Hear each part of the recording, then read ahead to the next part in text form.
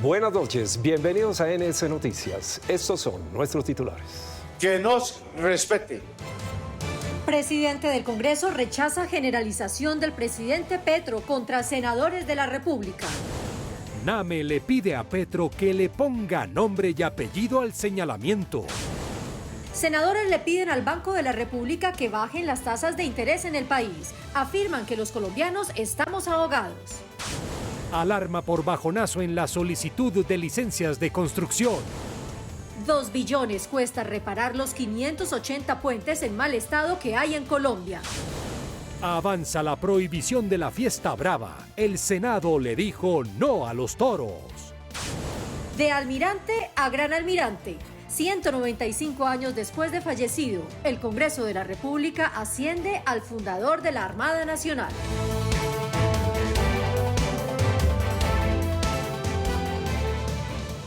Una dura controversia se generó entre el Legislativo y el Ejecutivo por las recientes declaraciones del presidente Petro en la que relacionó a congresistas con narcotraficantes. El presidente del Congreso le pidió respeto por los legisladores.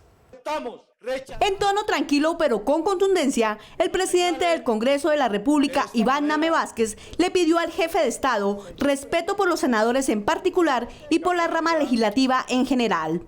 Hoy tengo que solicitarle al presidente de la República que nos respete. Y solo quiero dejar aquí nuestra protesta y nuestro reclamo.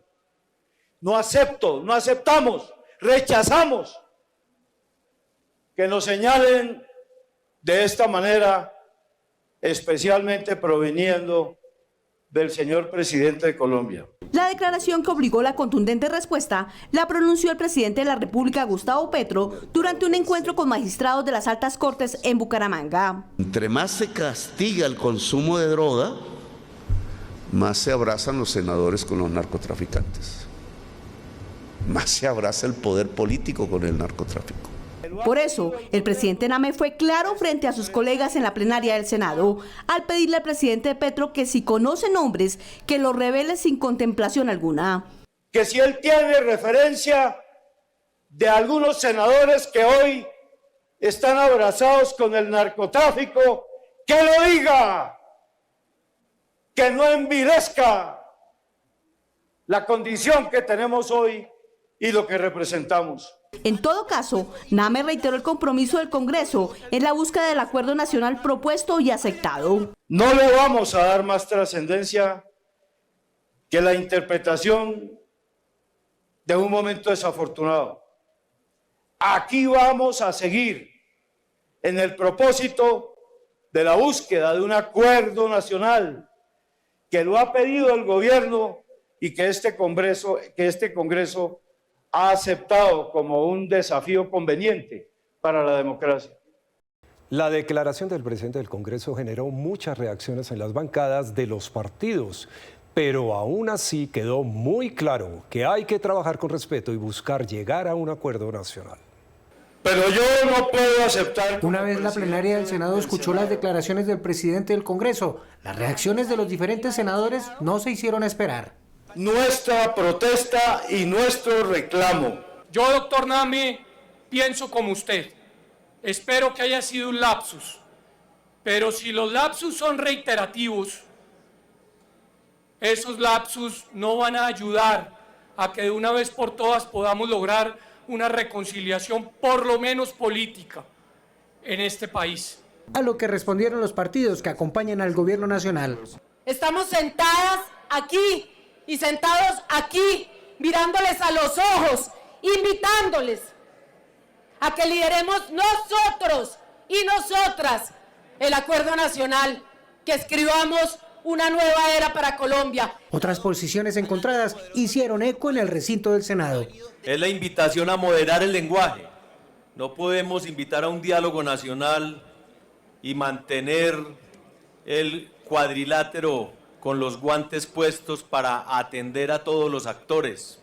En lo que concluyeron todas las vertientes políticas frente a estas declaraciones es que el respeto por el bien de los colombianos debe primar y que como sea, se debe dialogar y encontrar sinergias que lleven a un pacto nacional. Ahogados, aseguran los senadores, están los colombianos por el aumento de las tasas de interés. Le piden al emisor bajar las tasas y así ayudar a la economía de las familias. Acceder a un crédito para vivienda, para estudiar o iniciar un emprendimiento es impensable para muchos colombianos. Solicitaba un préstamo y cuando preguntas la tasa efectiva anual te vas a dar cuenta que está todavía en el 13.5 arriba, entonces no es factible sacar un préstamo en este momento. Usar las tarjetas de crédito que rondan sobre intereses del 42% efectivo anual tampoco es una opción. La verdad es que yo no he utilizado las tarjetas de crédito precisamente por eso, porque están muy altas. Ante esta situación, senadores de todas las orillas políticas le piden al Banco de la República, órgano autónomo encargado de definir el rumbo de la tasa de interés, empezar a bajarla. Bajar la tasa ya para generar empleo y reactivar la economía. Toda la economía, los hogares, el sector real de la economía, quieren desesperadamente que se rebajen las tasas de interés, asunto que debería escuchar el Banco de la República. La tasa de interés fijada por el emisor está en 13.25%, la más alta en toda la historia de Colombia. Hoy nuestros jóvenes no saben qué camino coger con las tasas de interés en sus créditos. Hoy una persona no sabe si meterse en una deuda de un apartamento, meterse en una deuda de un carro. También los empresarios dicen no quieren invertir en nuevos proyectos o compra de maquinaria, lo que repercute en la generación de empleo. Necesitamos desahogar un poco. Hoy el empresario pequeño y el mediano se siente ahogado con esas tasas de interés. La Junta del Banco de la República se reunirá a finales de este mes y deberá definir si rebaja las tasas de intervención o si continúa endureciendo la política monetaria.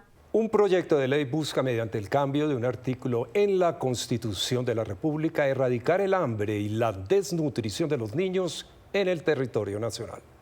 La desnutrición o retraso del crecimiento en un niño es una condición donde la falta de alimento incide sobre el crecimiento, afectando el desarrollo físico y cognitivo de estos en sus primeros 5 años, generando en ocasiones daños irreversibles. El mayor conglomerado de niños con desnutrición se concentra en los departamentos de Guajira, Chocó y Guaviare. Por eso desde el Senado se busca cambiar la Constitución Política de Colombia y que los programas alimenticios de los niños sea política de Estado. Que los planes, los programas, las políticas de Estado, no de un gobierno, sino de Estado, estén todas enfocadas para erradicar el hambre y la desnutrición en nuestro territorio. Aunque no parezca, el año inmediatamente anterior Bogotá registró 4.100 casos de los 21.000 niños reportados con desnutrición. Por eso hacen un llamado a que sin distingo de color político, por los infantes del país, se apruebe esta iniciativa. Hoy nosotros debemos darle esa protección a nuestros niños en cada una de las regiones del país.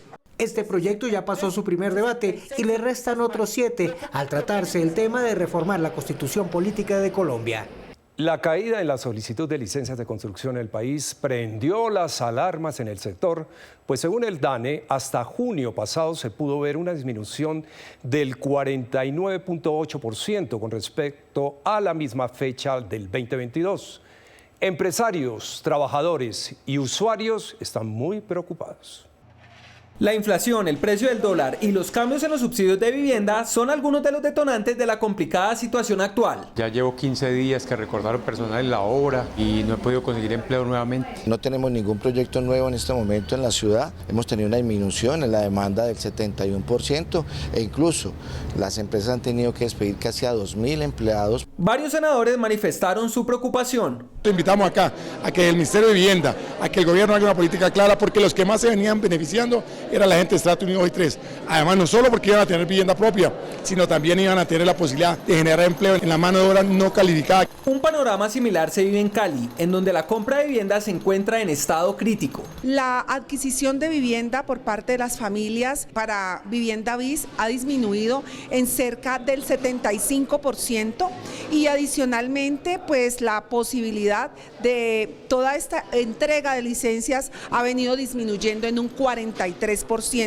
Se espera que con el reciente anuncio del Ministerio de Vivienda que ampliará el régimen de transición de Mi Casa Ya hasta el 31 de diciembre se reactiven empleos, comercio y micronegocios asociados a este sector económico.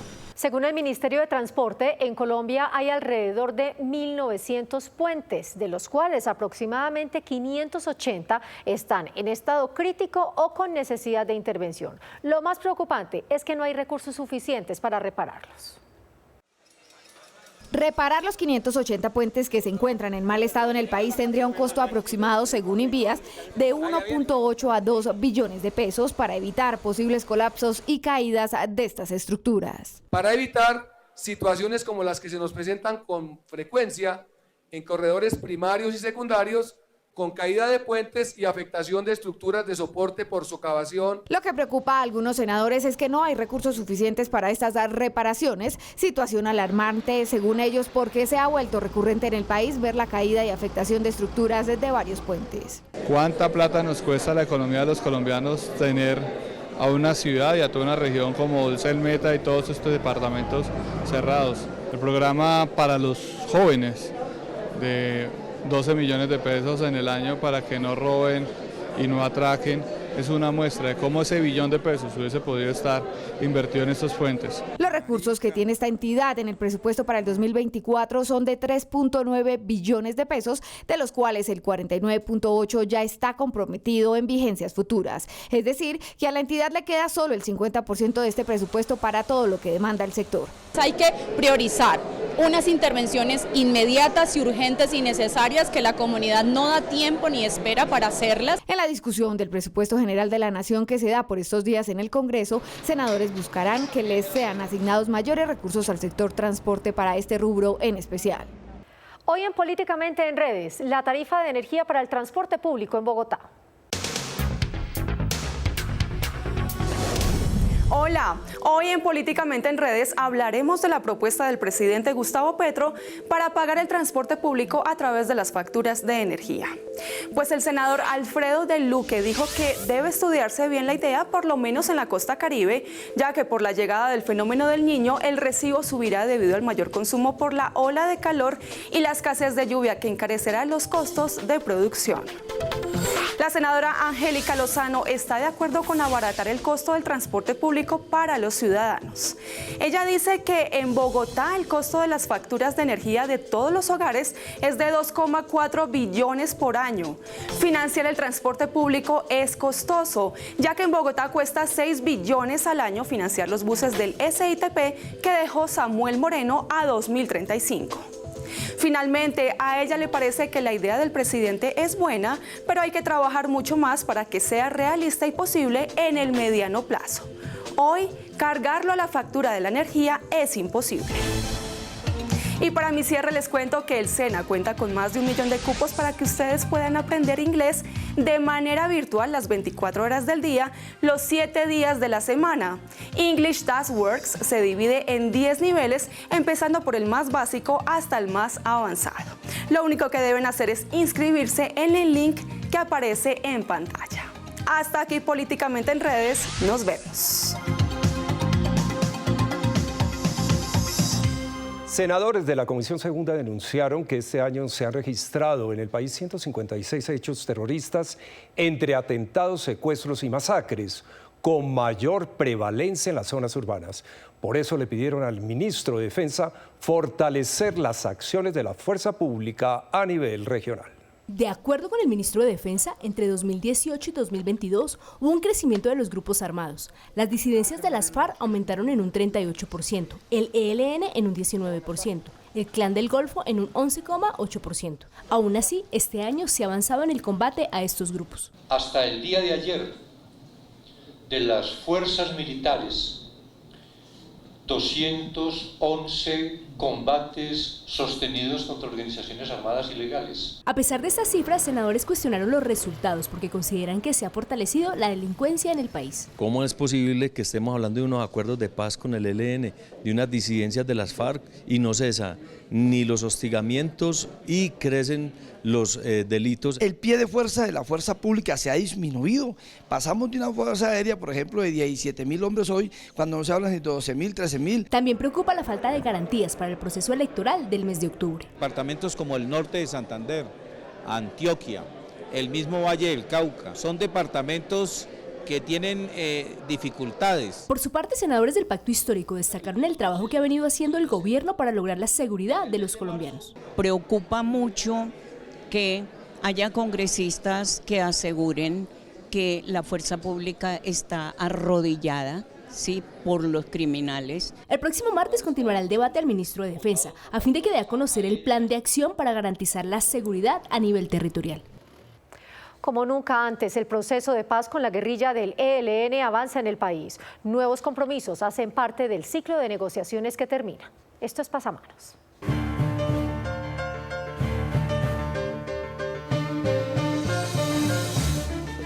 El cuarto ciclo de negociaciones entre la guerrilla del ELN y el gobierno nacional ha generado expectativas y nuevos acuerdos entre las partes como avance hacia la paz total. Hemos aprobado 2 zonas del país para hacer una acción integral de carácter humanitario, pero también con intervención de proyectos de desarrollo social junto al Departamento Nacional de Planeación. Se han determinado 3 zonas del país como prioritarias para desescalar la confrontación, aplicación plena del cese al fuego y realizar intervenciones de tipo social para beneficio de las comunidades. Eso va a evitar mayor derramamiento de sangre en el país y va a permitir la construcción de un acuerdo que nos lleve a que el ELN definitivamente entienda que la guerra no es el camino y que Colombia no puede durar pues toda su existencia lleno de violencia y lleno de dolor. Lo que se quiere es generar confianza entre las partes y lo acordado, simultáneamente con los diálogos, se vaya implementando para que los colombianos comiencen a sentir los beneficios del proceso de paz. Hoy la eutanasia es permitida en Colombia, pero no reglamentada, lo que hace que se presenten muchas dudas a la hora de realizar este procedimiento. La Corte Constitucional ha exhortado en diferentes oportunidades al Congreso para que resuelva de una vez por todas este tema y ponga claridad al realizarla.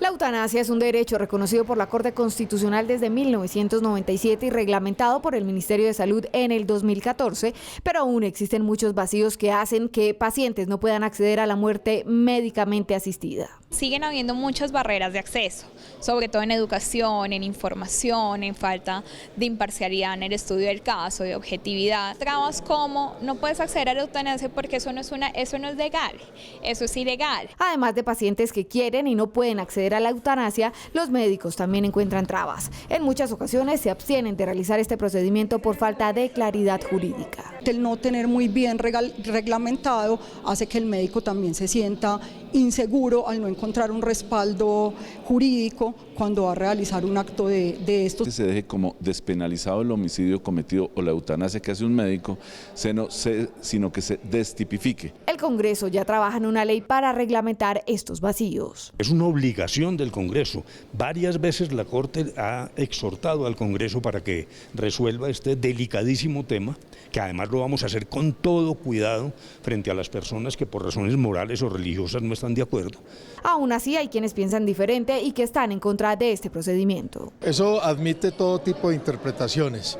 Nosotros creemos y sentimos que hay un ser divino, que sobre él no podemos estar por encima y que él es el que regula y reglamenta en un momento dado la existencia y la vida nuestra. Por ahora el trámite de la ley avanza y buscará además que pacientes que están en muchas ciudades donde no se han implementado rutas de muerte digna la puedan tener.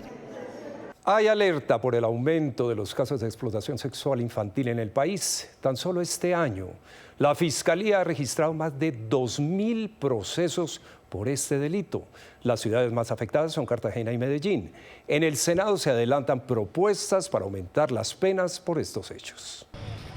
Según datos de la Fiscalía General de la Nación, en los últimos 2 años han ingresado al sistema 8.131 procesos por el delito de explotación sexual infantil y en lo corrido del 2023 se han iniciado 2.257. El trabajo que ha hecho la ciudad en términos de prevención y de trabajo articulado para la lucha contra la explotación sexual hace que haya mayor número de denuncias y por lo tanto pareciera que hay más víctimas. De acuerdo con la Oficina de las Naciones Unidas contra la Droga y el Delito, la explotación sexual es el segundo delito más lucrativo en Colombia. No es un delito oculto, no es una situación oculta, es una situación completamente normalizada en Colombia. Entonces, en ese sentido encontramos una población altamente vulnerable con usuarios que tienen recursos y que explotan a estas personas. Ante este panorama, desde el Senado se estudia una iniciativa para endurecer las penas contra este delito y sancionar las nuevas formas y prácticas de este crimen a través del uso de herramientas tecnológicas. Esta iniciativa busca primero endurecer las penas, no solamente para las personas que ofrezcan estos servicios, sino también como las personas que los utilicen, también para aquellas personas que omitan ese deber de denunciar. Las ciudades más afectadas por estos hechos son Cartagena y Medellín. Por esto, desde el Senado el llamado es a evaluar la efectividad de las medidas implementadas actualmente en los territorios. Según UNICEF, Colombia figura en el puesto 20 de la lista de países del mundo con más niñas casadas o en uniones forzosas. En América Latina figura en el 11. Esta situación afecta el desarrollo de las menores. Por esto, desde el Senado se busca acabar con el consentimiento que está expreso en el Código Civil y que permite que hoy se puedan realizar matrimonios con menores con permiso de los padres. El matrimonio infantil es una problemática que, según expertos, ha permanecido normalizada en el país. En un análisis realizado por la UNICEF sobre la situación de los matrimonios infantiles y las uniones tempranas en Colombia 2010-2020, se registra que, según el Censo Nacional 2018, más de 340.000 niñas y adolescentes estaban casadas o en uniones tempranas, situación que afecta su desarrollo. Violencia intrafamiliar, falta de oportunidades, embarazos de alto riesgo, abandono escolar y para los niños empezar a trabajar desde muy pequeños. Para los expertos es necesario trabajar en la erradicación y prevención de este fenómeno que ocurre en mayor proporción en zonas apartadas del país y en poblaciones indígenas y afrocolombianas. Debemos tener presente que su cerebro todavía no está desarrollado para tomar este tipo de decisiones. Para los senadores, los niños deben vivir los ciclos de vida normalmente y por esto buscan a través de proyecto de ley prohibir el consentimiento que hoy existe en la ley que permite que el matrimonio con menores se realice con permiso de sus padres. Nosotros insistimos en el marco de UNICEF que los niños deben vivir sus ciclos como están concebidos. Por eso presentamos este proyecto de ley para que en el Código Civil colombiano no se permita el matrimonio entre y con menores de edad. Se espera que en los próximos días esta iniciativa tenga su primer debate. Fue aprobada en el Senado la iniciativa que busca prohibir las corridas de toros en Colombia y que contempla alternativas para que quienes dependen de la tauromaquia puedan obtener sus ingresos en otra actividad. Ahora pasará a la Cámara de Representantes. La tauromaquia es mantener una especie de contienda con un toro. Se molesta al animal para enfurecerlo, se le debilita clavándole las banderillas y luego el torero demuestra su destreza esquivando las embestidas. Por lo general la práctica culmina con la muerte del animal. Y es esta práctica la que durante años los animalistas han querido que se prohíba, logrando mediante un proyecto de ley este objetivo que ya surtió positivamente su segundo debate en la plenaria del Senado. Establece 3 años en el periodo de transición en el cual se va a identificar cuáles son esas personas que subsisten directamente de la actividad. Se va a armar una comisión integrada por distintos ministerios y con participación del sector taurino para definir cuáles son esas alternativas e implementar los programas junto con la reactivación de las plazas de toros. Esta propuesta tiene como centro un componente cultural, es decir, promueve que a través de acciones estatales de educación y cultura se transformen estas prácticas con animales. Todos estos espectáculos donde se maltratan animales vayan evolucionando. En este caso, bueno, va a haber una reconvención laboral a las personas que dependen económicamente de estas actividades. Habrá un límite de 1 año para que los espacios que han sido utilizados como escenarios de estos eventos sean reacondicionados para eventos culturales y sociales. Las aguas del Océano Pacífico, del Mar Caribe y del río Magdalena guardan las historias del almirante José Padilla López. Y en el marco de la conmemoración de los 200 años de fundación de la Armada, el Senado rinde homenaje a quien ha sido considerado a través de la historia como el máximo héroe naval colombiano. Las gestas históricas que durante casi 20 años logró el almirante José Padilla López lo han ubicado en la historia del país como uno de los próceres de la independencia. Su rol en la batalla naval del lago Maracaibo en 1823 evitó la segunda reconquista española y extendió su legado que hoy recibe un nuevo reconocimiento. Porque representó esa lucha por la independencia desde el Mar Caribe. La batalla del 24 de julio de 1823 fue definitiva para consolidar la gesta libertaria en todo el sur del continente. Se hace justo reconocimiento a la memoria de este gran héroe que obviamente fue vital para la independencia, no solamente de la Gran Colombia de la época, que era conformada por Venezuela, Colombia, Panamá y Ecuador, sino para toda Latinoamérica, gracias a que a esa victoria permite parar la segunda reconquista y permitir que Bolívar y los demás próceres de la independencia de ese continente adelantaran la campaña del sur. Este reconocimiento también destaca negros, afros, pueblos rom, indígenas y raizales que junto al hoy gran almirante, hijo de un afro y una indígena, combatieron por los derechos y la libertad del pueblo colombiano. Nosotros los líderes negros, afrocolombianos, raizales y palenqueros siempre hemos considerado que la historia de Colombia tiene una deuda con nuestros ancestros y con sus hijos que hoy seguimos luchando por la reivindicación de los derechos. Nosotros clamamos por una igualdad y por el respeto de las diferencias y que eso no se preste para tener que acabar en vida con los hombres y mujeres que luchamos meramente por ser diferentes, pero sobre todo celebramos que hoy se le reconozca a Padilla lo que en vida no se le reconoció. Hoy los 37.000 hombres y mujeres que hacen parte de la Armada celebran los reconocimientos que el almirante y su sueño libertario lograron para el país, y los buques, fragatas, corbetas, entre otros barcos que navegan con su nombre, continuarán llevando su legado a cada puerto que visiten. Muy bien, Marce, con este bello homenaje llegamos al final. Gracias por acompañarnos. Nosotros los esperamos en nuestra próxima emisión. Hasta entonces.